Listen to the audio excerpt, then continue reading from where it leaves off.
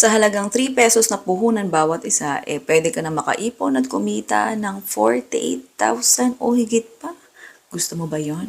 Kung oo, ito, subukan mo na dahil napakadali lang ng mga rekado nito. Oo.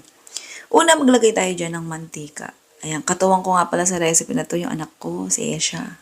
Oo. Tapos tubig at itlog. Pwede mong bawasan yung itlog kung nagtitipid ka. Oo, sinadya ko kasing dagdagan.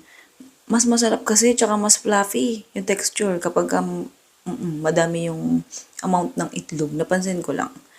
Tapos ito lagay tayo ng harina. After halo. Nilagay na rin natin dyan yung baking powder. Next natin na ilalagay suka. Oo. Tapos halo lang ulit.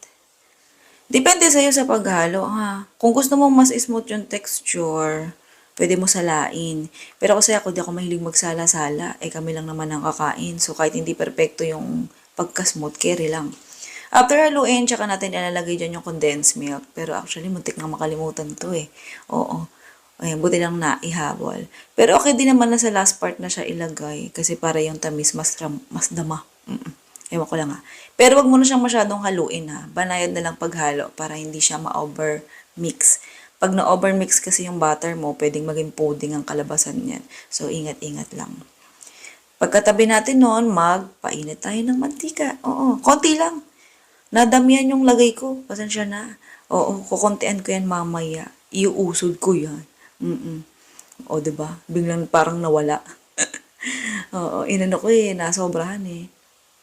Bali, ang bawat amount ng ating per piece, 1 scoop lang or isang kutsara. Yan, ganyan lang siya. So, sa lakas ng apoy, depende kasi sa flat pan or lutuan na gamit mo. Oo. So, pwedeng mong hinaan yung apoy, pwedeng medium low heat, ganun. Oo.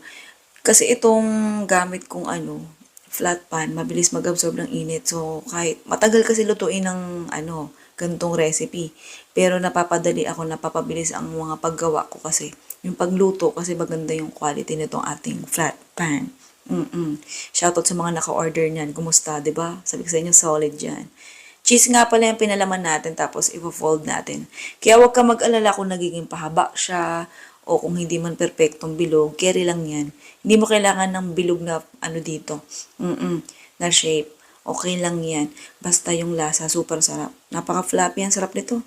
Hindi mo kailangan gumawa ng merengue para magkaroon ka ng fluffy na pancake. Ito nga pala yung pang recipe natin, i-chismis ko na sa inyo. Special pancake. Fold pancake. Oo, special fold pancake. Nakarinig ka na ba noon? Na siya. Yung listahan ng recipe, tsaka costing nasa baba. Lagay ko na lang. Pati yung link kung saan mabibili itong, plastic natin at saka yung sealer. Bali, sinealer ko na pala siya. Nilagay ko sa vacuum bag kasi yung tira yun ng mga anak ko. Pinigilan na ng asawa ko kasi baka masobrahan. Gabi na eh. Sige na, love you.